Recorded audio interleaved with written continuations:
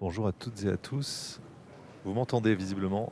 C'est parfait. Bienvenue dans cet espace Marie Curie pour cette conférence Cockpit du futur, du pilote vers le chef de guerre, avec des intervenants qui vont se présenter dans quelques instants. Le général Vincent Chussot, l'ingénieur en chef de l'armement Vincent Sol et Patrick Bouet qui est à côté de moi. Je vais vous présenter un petit tour de table tout d'abord. Je commence avec vous. Bonjour. Allez. Bonjour.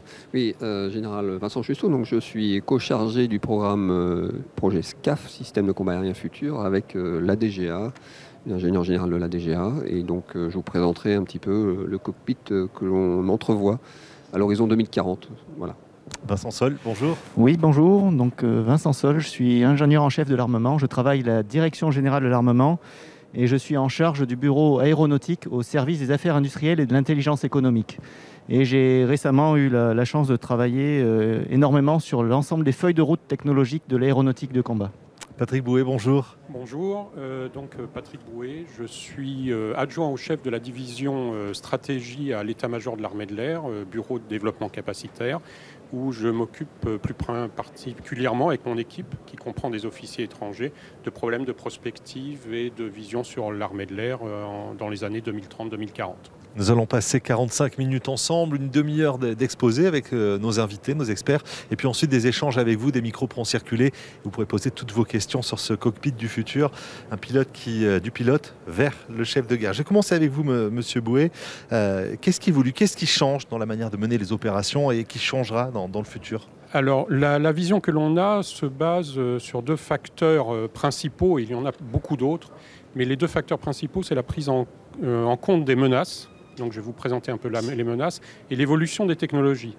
Les menaces telles qu'on les voit pour l'instant, il y en a certaines que vous connaissez qui sont déjà en place, c'est ce qu'on appelle l'A2AD avec tous ces systèmes de déni d'accès à l'action aérienne sur des sphères très très importantes en termes de détection et action des missiles antiaériens.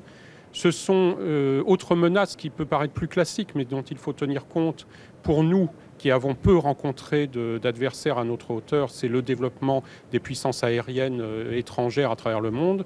Vous avez des endroits dans le monde où les puissances aériennes se sont développées avec des avions et des appareils, voire de la défense surfacière qui a augmenté en nombre et en gamme.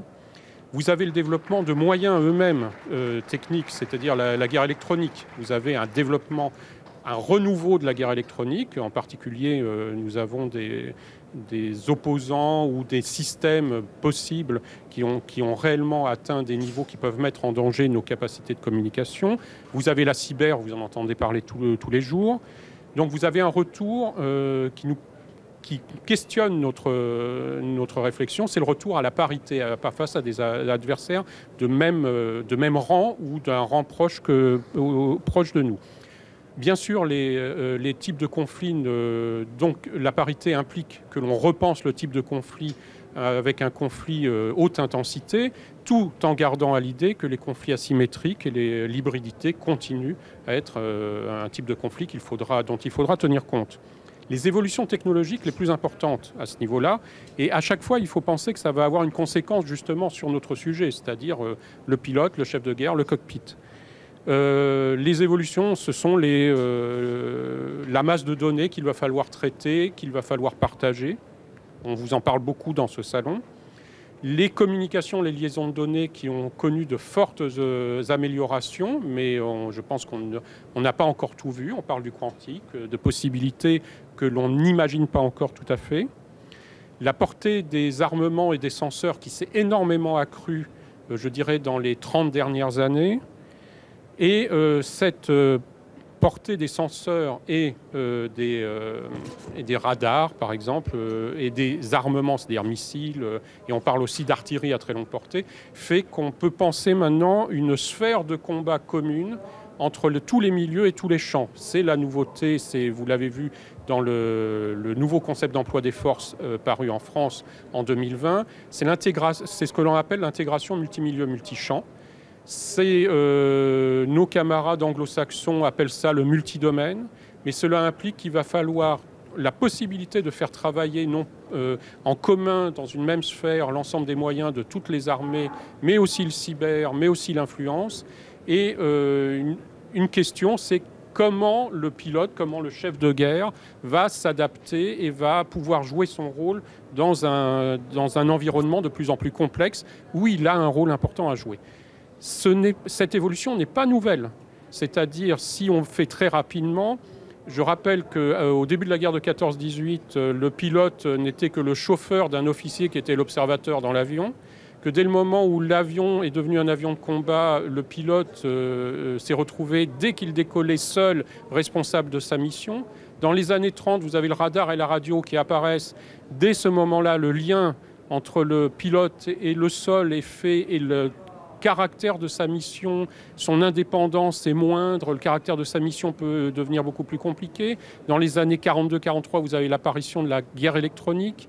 Donc, et à chaque fois, je pense qu'on y reviendra, le rôle du pilote et le cockpit dans lequel il évolue, dans lequel il décide, à partir duquel il agit, vont évoluer s'agissant de son environnement et de la technologie auquel il doit s'habituer, auquel il doit faire face, mais aussi la technologie qu'il doit utiliser pour pouvoir remplir sa mission. Général Chussot, quand on parle de multichamp, multimilieu, on accélère les choses, tout s'accélère, tout va très vite et il faut suivre évidemment. Oui, bien sûr. Donc merci beaucoup Patrick d'avoir présenté le décor, je dirais, qui va nous amener à définir, qui nous amène aujourd'hui à définir le cockpit du système de combat aérien futur à l'horizon 2040, mais on y pense d'ores et déjà évidemment. Et donc il faut prendre en compte tous ces paramètres, se projeter dans le futur. Et pour nous, l'objectif, c'est de définir de quoi on a besoin à cet horizon-là, en passant aujourd'hui d'une interface homme-machine vers une intégration de l'homme dans le système, puisqu'on parle maintenant de système, et je vais vous décrire ce système. Donc le contexte, il est clair. On a une complexification du contexte d'emploi. On a une accélération des processus d'analyse, de décision et d'engagement qui font que le rôle de l'homme va être différent. On a toujours besoin de l'homme dans cet avion du futur, mais il faut augmenter ses capacités et non pas se substituer à l'homme. Il faut le repositionner dans un rôle qui est différent de ce qu'on a connu jusqu'à présent.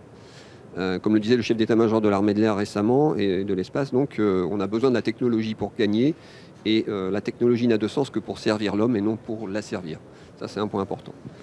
Et donc, dans ce système, on va intégrer l'homme dans plusieurs champs, dans plusieurs dimensions. Oui, tout à fait. Donc, comme ça a été évoqué, l'objectif, c'est de prendre en compte, dans le domaine aérien, le multimilieu, les nouvelles fonctionnalités, les nouvelles responsabilités de commandement également.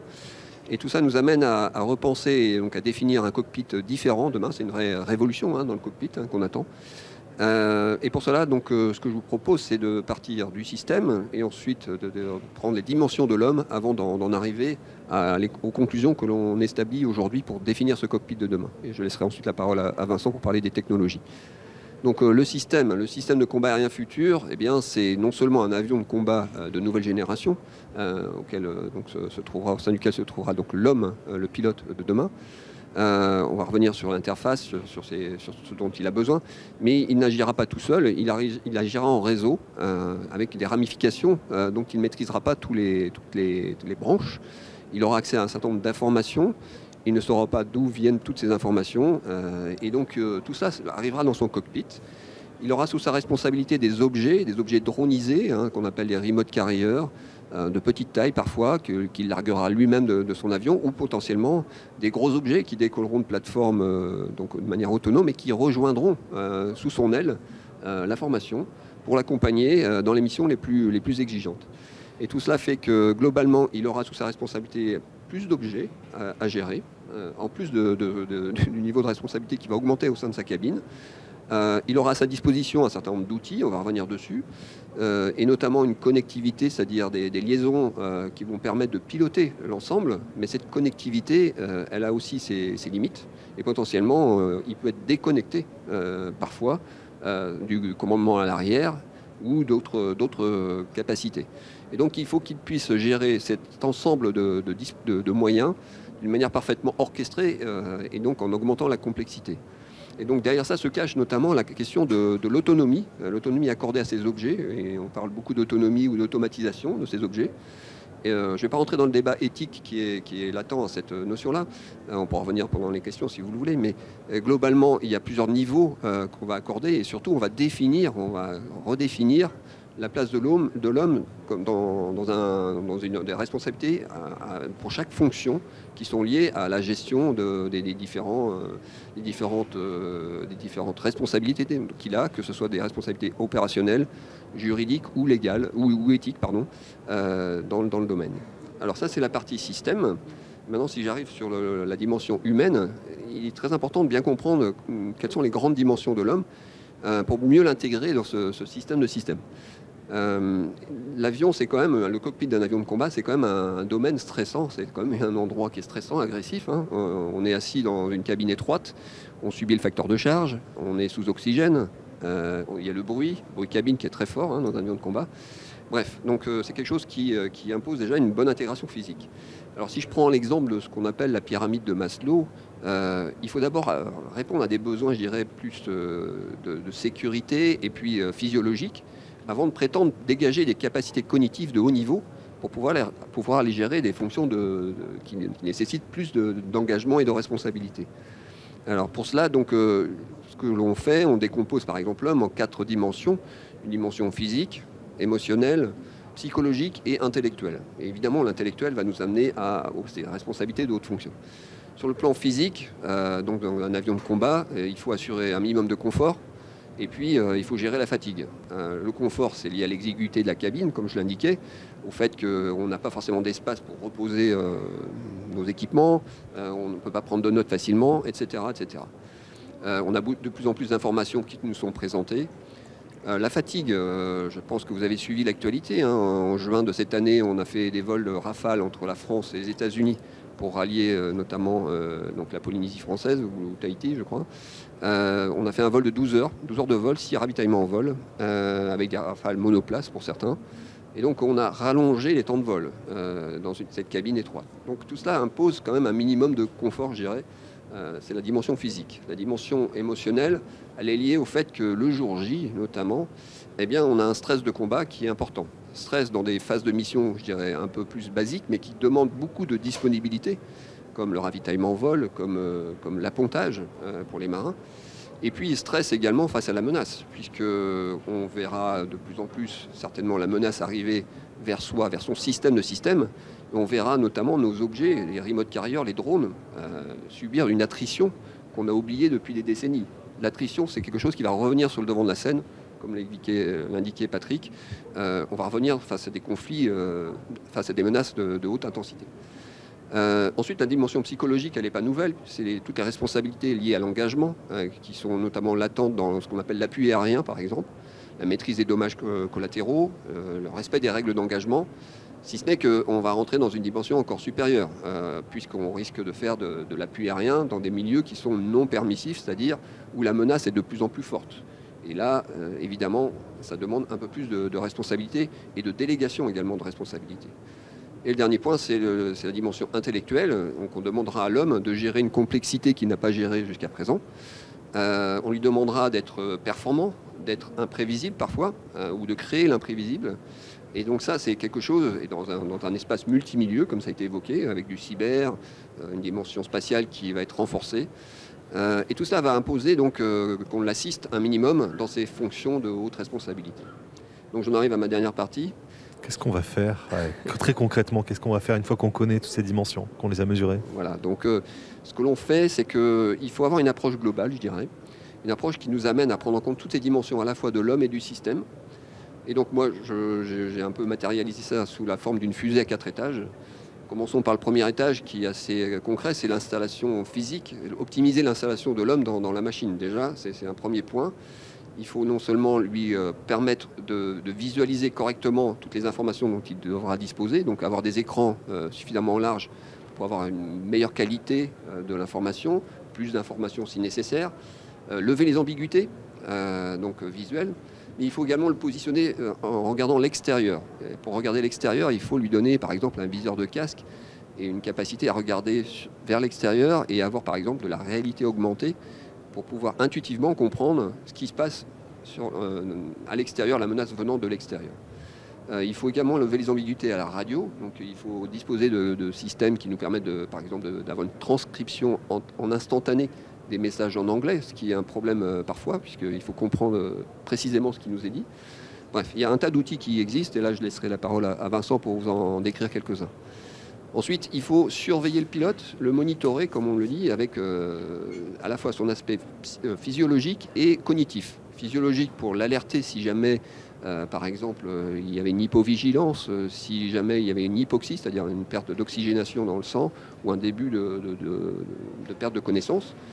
Et sur le plan cognitif, l'objectif, c'est d'avoir, par exemple, des capteurs non intrusifs qui monitorent ces paramètres et qui soient capables d'adapter le système à ses capacités. D'adapter les visualisations, d'adapter l'information qui lui est présentée, de façon à optimiser en permanence cette relation homme-système. Ça, c'est le premier étage de la fusée, la partie, je dirais, plus physique.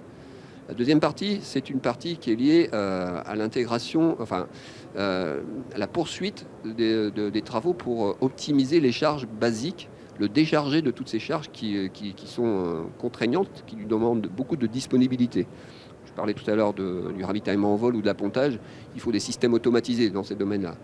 Il y a d'autres domaines comme la sécurité des vols. Il ne faut pas qu'il regarde en permanence à l'extérieur si son équipier va lui rentrer dedans. Il faut que ça soit géré de manière intelligente et qu'il soit capable de porter son attention ailleurs. La gestion du carburant, c'est un autre exemple. Et ensuite, on arrive au troisième étage, qui est l'étage le plus intéressant et sur lequel on veut vraiment capitaliser, celui de l'assister dans ses hautes responsabilités, dans son nouveau rôle de chef de guerre, justement. Et pour cela, on prévoit d'avoir un assistant virtuel, par exemple. Cet assistant virtuel va venir l'aider pour lui offrir un certain nombre de services, des services de haut niveau, qu'on envisage au travers du cloud de combat, par exemple, des services pour surveiller, pour l'aider dans ses décisions et pour l'aider dans les engagements, lui permettre de lui offrir, je dirais, des capacités, des opportunités, des fenêtres tactiques pour gérer le combat de demain, maîtriser les effets qu'il potentiellement il va réaliser ou qu'il a réalisé, maîtriser également les risques, assurer une meilleure protection, donc du système en lui-même et donc de sa protection également. Et le dernier étage, c'est un étage qui est extrêmement important, c'est celui de gagner la confiance entre l'homme et le système. Donc on parle beaucoup d'intelligence artificielle. Derrière ça se cachent des notions qui sont importantes. Il faut qu'on avance ensemble. Il ne faut pas que l'un domine l'autre, chacun ayant ses propres qualités, ses propres compétences. Et donc là, derrière ce point-là se cache la question de la qualification, notamment en vol. À un moment donné, il faut figer un certain nombre de paramètres. Et ensuite se cache également les aspects de compréhension et de capacité à présenter une information suffisamment de confiance pour l'opérateur. Alors deux mots, il y a l'interprétabilité et la contrôlabilité. L'interprétabilité, c'est la capacité à présenter une information suffisamment intuitive pour l'homme, qu'il puisse comprendre instantanément ce que la machine lui propose. Et ensuite, la contrôlabilité, c'est lui donner une fiabilité à cette information. Fiabilité qui permette au pilote de prendre une décision en connaissance de cause. Fiabilité, c'est également peut-être parfois lui assurer un parcours ensemble. Il faut parcourir le chemin ensemble. Il ne faut pas lui apporter forcément une information brute de fonderie. Il faut parfois accompagner. L'intelligence artificielle est capable de traiter beaucoup plus d'informations que le pilote dans un certain domaine. Et donc, il faut que la décision soit commune. Tout cela nous amène à, évidemment, cette complicité. Elle doit se gagner au cours de la formation et de l'entraînement.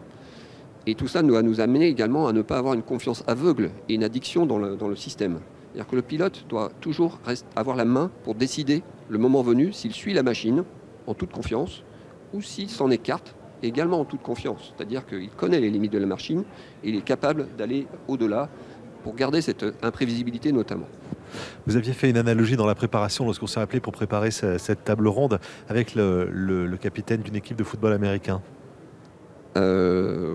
C'était vous ou pas? Quelqu'un m'avait soufflé cette... pas moi, mais on peut la faire, effectivement, tout à fait. Cette idée d'avoir différents outils à proximité. Exactement, c'est-à-dire que sur les phases de jeu. C'est-à-dire que chacun doit jouer son jeu du mieux qu'il peut, mais également en équipe. C'est-à-dire que c'est pas j'additionne 1 plus 1, j'additionne 1 plus 1 pour faire non pas que 2, mais pour faire 2,5 ou 3. C'est bien l'objectif, et donc c'est bien une équipe. C'est une équipe qu'il faut former. On parle d'intégration homme-système, et moi je pousse vers un objectif qui est un peu plus ambitieux, qui est celui de la symbiose à un moment donné. C'est-à-dire à un moment donné, il faut qu'on se sente en parfaite symbiose avec son système. Alors bon, derrière ça se cache un tas de questions qui sont liées à l'éthique notamment, et puis à la personnalisation de l'intelligence artificielle, jusqu'où on peut aller, etc. Merci mon général pour cet exposé en Vincent Sol. Maintenant, on va faire un brin d'histoire avec vous. Comment on l'a fait tout à l'heure avec Patrick Bouet? Revenir un petit peu en arrière pour savoir où on va. Oui, voilà. Alors, je vais essayer de ne pas vous faire la caricature de l'ingénieur, mais je vais quand même vous montrer qu'on n'a pas fait n'importe quoi et tout ça s'inscrit finalement dans du temps long. On est dans la continuité de ce qui s'est déjà fait. Alors, il y a plus de 100 ans, comme disait Patrick, finalement, le pilote, il regardait dehors pour tout, pour naviguer, pour détecter son ennemi et puis pour viser avec son canon à travers l'hélice. Et petit à petit, il y a des innovations qui ont permis d'améliorer les capacités des aéronefs. Donc, on a mis des systèmes pour mieux naviguer, pour ne pas se perdre, pour continuer à pouvoir voler à plat à travers les nuages. Des radios pour communiquer, des radars pour mieux détecter ses ennemis. Et à chaque fois, finalement, on a rajouté une boîte dans le cockpit pour commander ce nouveau capteur, ce nouvel équipement, et pour afficher les informations qu'il amenait. Donc on en a rajouté. Je dirais que l'apogée, alors de ma connaissance, on regarde les Mirage 4, Mirage 3, Mirage F1 ou les premiers, même les premiers Mirage 2000. Finalement, on avait des cockpits surchargés avec des boutons partout et organisés par domaine. On avait la navigation à un endroit, le pilotage à un autre, la gestion du radar, la gestion des contre-mesures, la gestion des pannes, le moteur, la radio. Enfin, je ne vais pas tous vous les faire, mais finalement des cockpits surchargés. Et ensuite, d'autres innovations, pas à l'extérieur forcément de l'avion, mais à l'intérieur du cockpit, donc la numérisation, l'augmentation des performances des calculateurs embarqués, l'amélioration aussi de la résolution des écrans, ont permis de traiter un certain nombre d'informations et de les présenter de façon plus simple et synthétique. Par exemple, maintenant, on peut avoir des vues situation tactique, des vues conduite de tir adaptées en fonction du domaine. Donc, voilà. Si on prend le Rafale, il y a eu des innovations, mais il y a eu aussi beaucoup de travail sur l'architecture et sur la philosophie du cockpit, comment on va le faire. Et donc, à la même chose que ce qui se fait actuellement sur le SCAF pour l'horizon 2040, et ce qui permet d'avoir finalement un cockpit robuste à des évolutions assez importantes. Le standard F3R qui est actuellement opérationnel dans les forces, on lui a rajouté le pod de désignation laser Talios avec une bien meilleure résolution de l'image, de voie optique. On a mis des missiles type Météor qui vont beaucoup plus loin, voilà, sans rien changer. Le standard F4 est en train de développer, il y a des évolutions au niveau des communications, des capteurs, des armements. Et au niveau du cockpit, on ne va pas changer la philosophie. Alors, on va changer les visualisations de tête latérale, les télés qu'il y a sur les côtés. Ça va augmenter en taille, on va rajouter de la capacité de calcul. On rajoute également un viseur de casque, mais finalement, on ne change pas cette philosophie parce que c'était bien pensé au début. Donc, en résumé, voilà. Donc, au début, on a rajouté, on a mis une aiguille pour une indication et un bouton pour une commande. Et après de ça, on n'a pas fait que remplacer les aiguilles par des écrans.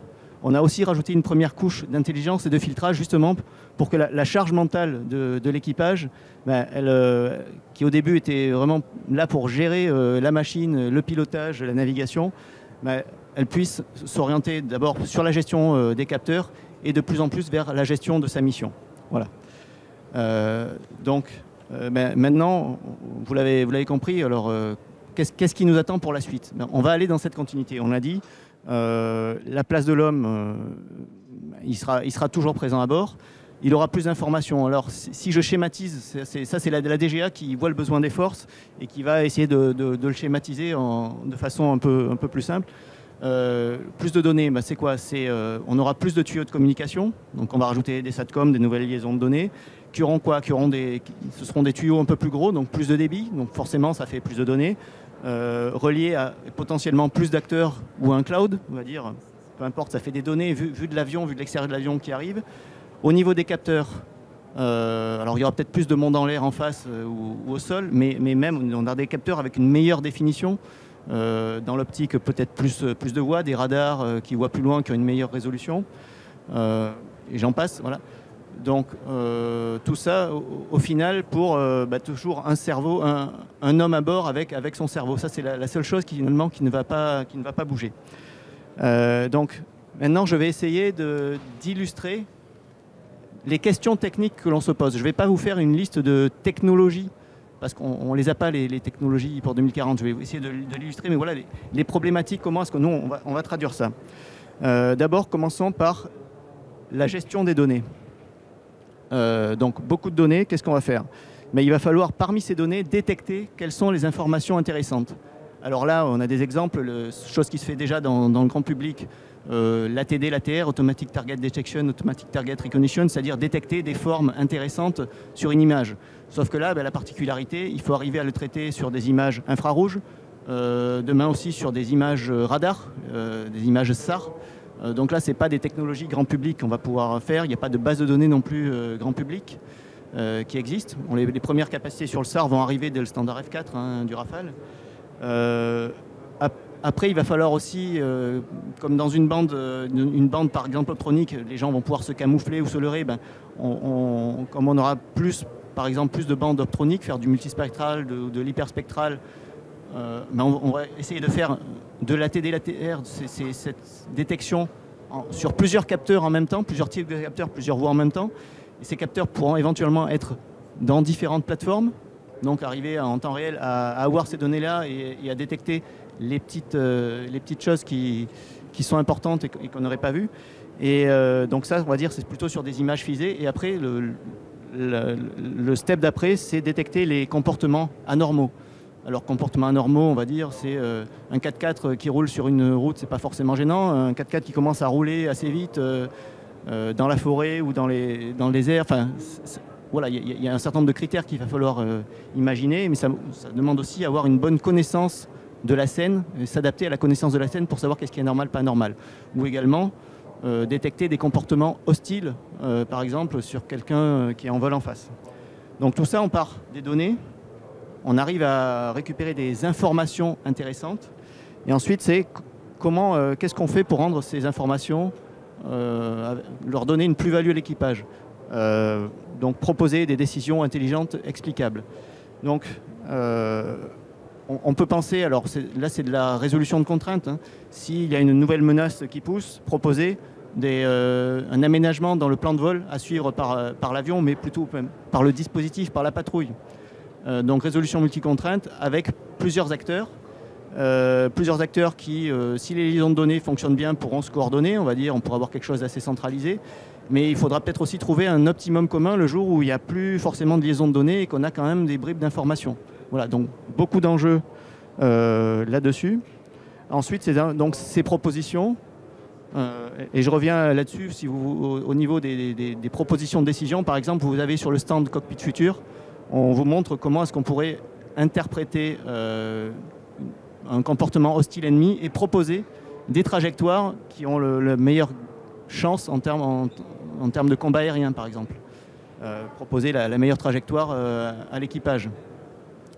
Et une fois qu'on a ces données, comment est-ce qu'on interagit avec l'équipage? Donc là, Vincent Chussot en a déjà parlé.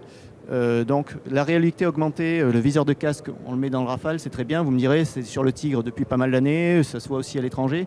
Les enjeux technologiques là, bien sûr, il y a l'ergonomie, mais on va dire, ça tout le monde en fait dans les voitures, sur les tablettes, les téléphones. L'enjeu sur le viseur de casque, c'est d'arriver à miniaturiser, à avoir quelque chose de léger, avec des vols de plus de 10 heures, quelques centaines de grammes en plus. Au niveau des cervicales, quand il va falloir se poser ou voire apponter au bout de 12 heures de vol, 6 ravitaux, voilà, c'est indispensable d'arriver, de maîtriser le poids. La transcription automatique, Vincent en a déjà parlé, là aussi on sait qu'il y a des choses qui existent déjà, il va falloir les adapter. Dans l'autre sens, pour la commande de l'homme vers l'avion, pour activer les différents capteurs, bien sûr on pense à la commande vocale. La commande vocale, vous me direz, tout le monde peut l'avoir dans son salon, sur son téléphone. Il y a d'énormes enjeux. Déjà, éviter...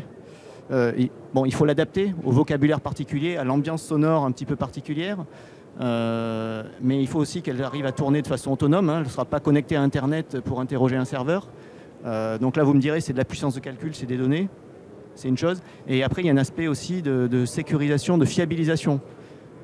Si vous demandez à Alexa ou à Siri la météo à Paris, que ça vous donne la météo de Paris au Texas, c'est pas trop grave, vous remonterez chercher un téléphone. Voilà, dans un cockpit, je vous laisse imaginer la perte de temps, voire...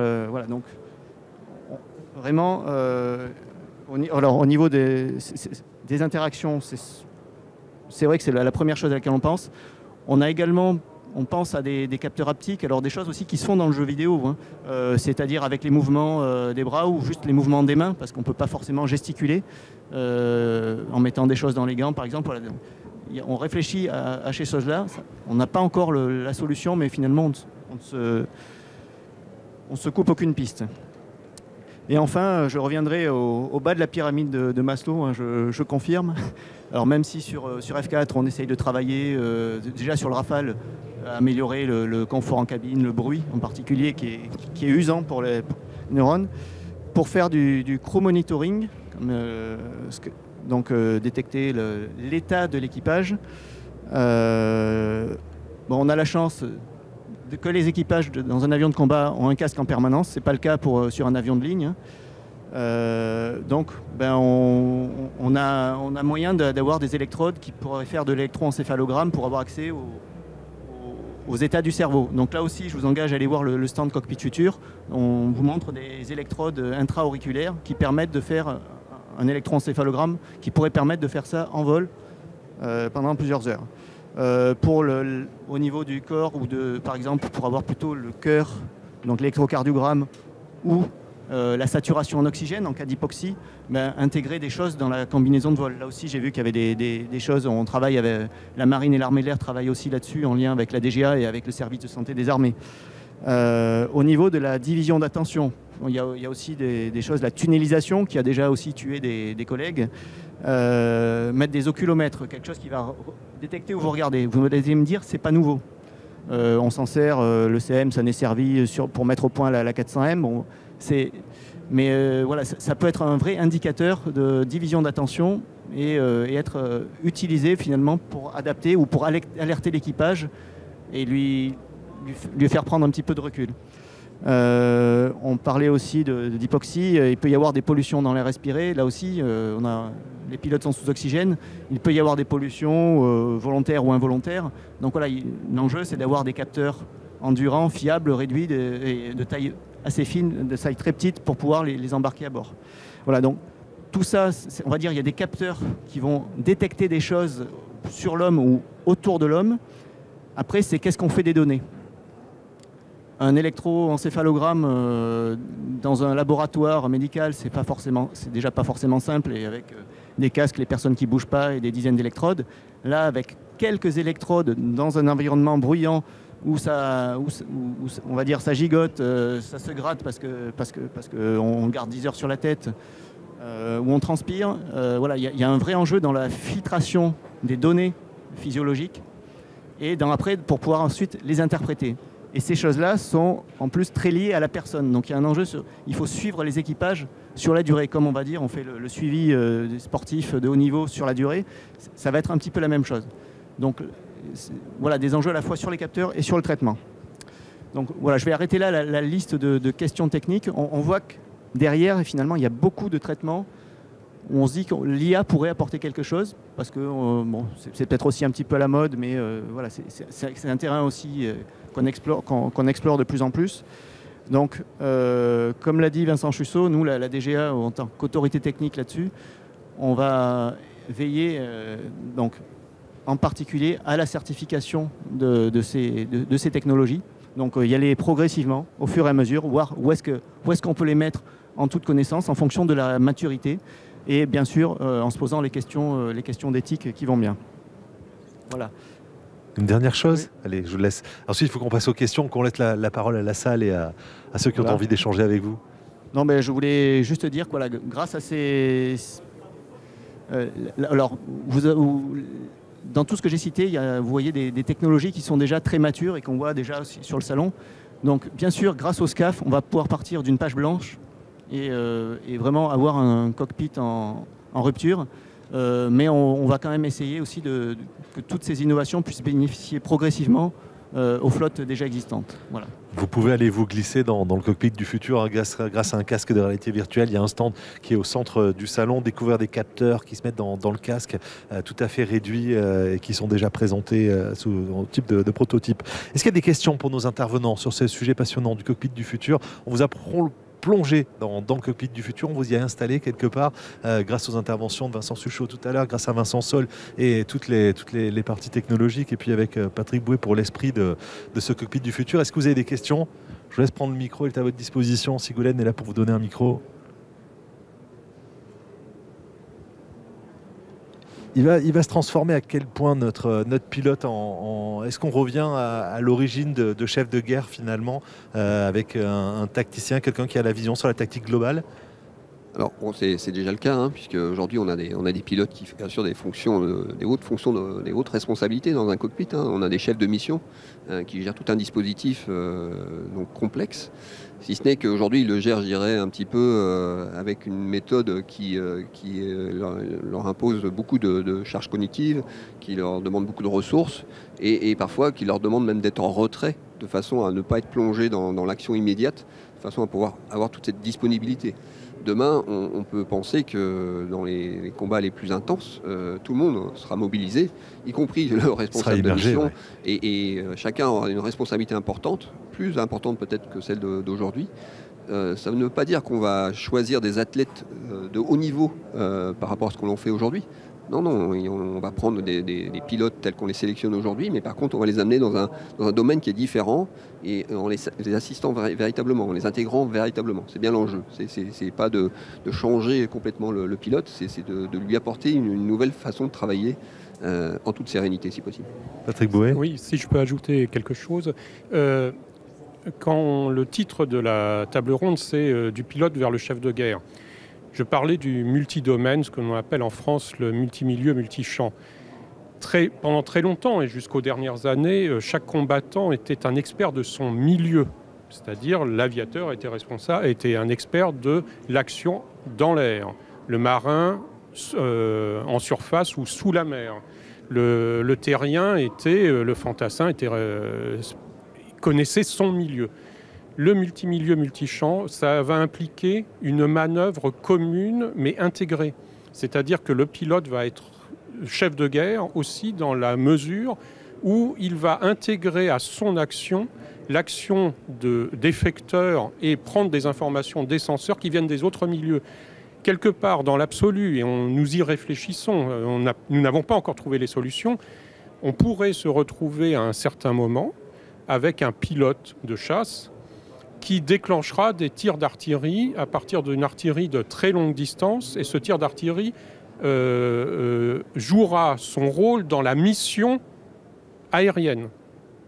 Mais ça sera peut-être, ce que l'on appelle le mission commander, sera peut-être un des pilotes dans un des avions qui sera en position de faire déclencher ce tir d'artillerie.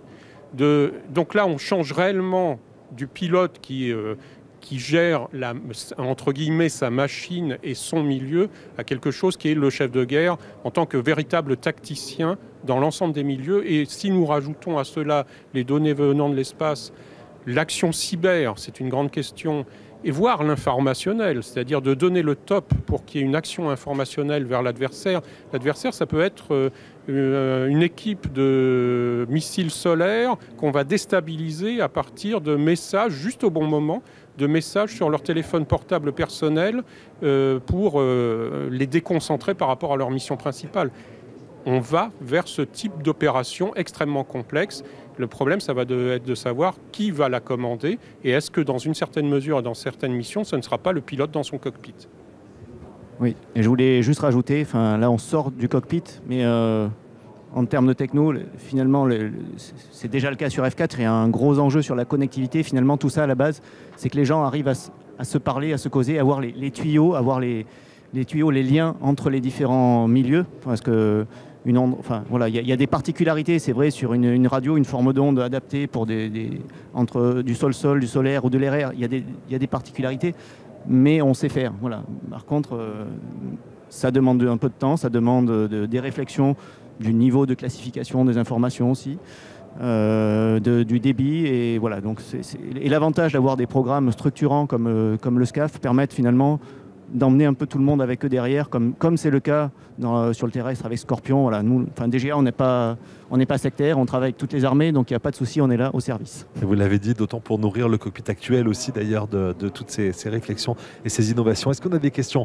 Monsieur, on vous donne un micro au deuxième rang, s'il vous plaît, juste à côté de la caméra. Bonjour monsieur. Bonjour, vous m'entendez? Très bien. Merci beaucoup alors pour la qualité de ces interventions. Je suis Romaric Redon, je coordonne la feuille de route d'intelligence artificielle d'Airbus.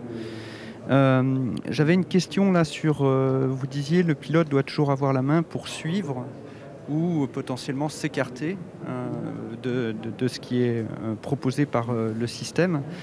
La question, elle est liée à la temporalité, c'est-à-dire ce qu'on envisage et ce que la DARPA d'ailleurs dit, c'est que l'IA va permettre de faire la guerre au temps de la machine et plus au temps de l'homme quelque part. Donc qu'est-ce qui se passe quand tout se passe trop vite pour l'homme et qu'on suppose que la machine peut prendre des décisions, mais que l'homme n'a pas le temps d'être dans la boucle de ces décisions et que potentiellement on essaye à chercher d'augmenter la survivabilité, par exemple. Comment on gère ces questions ? Bon, je crois que je vais répondre.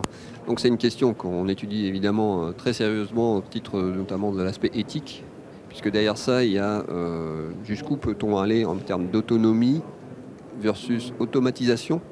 Et il y a une différence à bien prendre en compte dans les objets que l'on met en œuvre. Et il y a aussi la question, au sein même d'un cockpit, quelles sont les fonctions qui vont être complètement automatisées, pour lesquelles l'homme n'interviendra peut-être pas, ou peut-être en superviseur. Voilà. Il y a plusieurs niveaux possibles pour inscrire le rôle de l'homme dans ces fonctions-là. Alors, comme je l'indiquais tout à l'heure, en fait, on recherche dans chaque fonction le juste contrôle que l'homme doit apporter dans ces boucles. Et donc, il y a des boucles qui sont liées à l'engagement létal de capacité, donc létale de l'armement, et qui vont donc potentiellement engager les responsabilités d'un opérateur. Là, on a besoin de garder l'homme à minima, au moins, soit dans la boucle ou sur la boucle. Et ces fonctions-là, il faut les identifier clairement, et on est en plein dessus. Et on peut pas, et on n'écartera pas l'homme de ces processus décisionnels. Ça, c'est quelle que soit la temporalité, il y a un moment donné, il faut être sûr que quelqu'un prenne bien la responsabilité d'engager l'armement au titre des règles d'engagement qui sont établies et également au titre de l'engagement de la France, notamment sur l'éthique en international, etc. Et après, il y a d'autres fonctions qui sont moins engageantes. On parlait de la reconnaissance de formes ou d'objets. Là, la machine va travailler beaucoup plus rapidement que l'homme.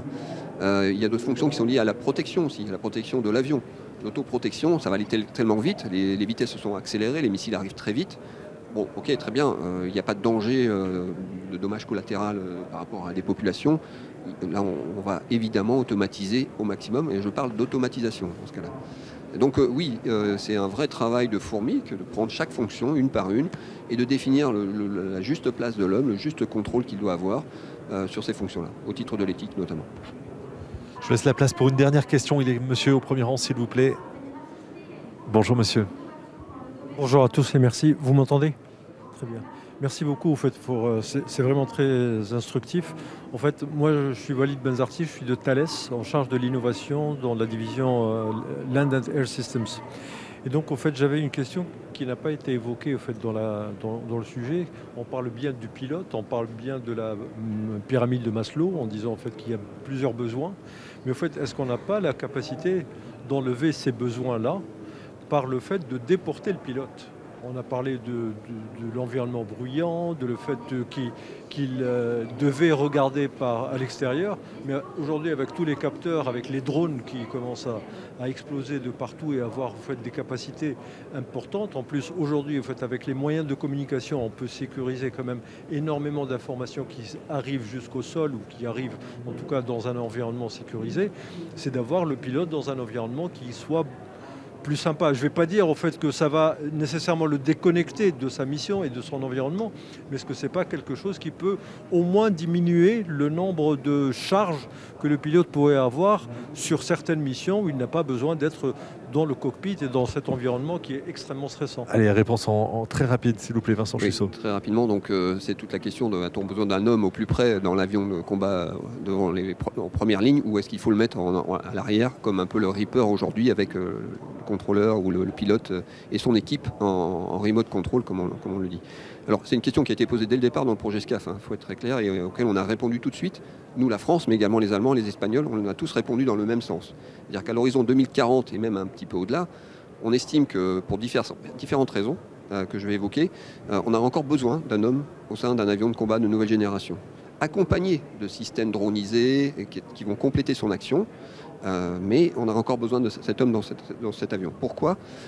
Pour diverses raisons qui sont liées notamment au fait que dans certaines missions très contraignantes, donc face à une menace qui est très forte, je pense aussi également à la dissuasion, on a besoin à un moment donné d'avoir quelqu'un qui a la responsabilité jusqu'au bout de l'action.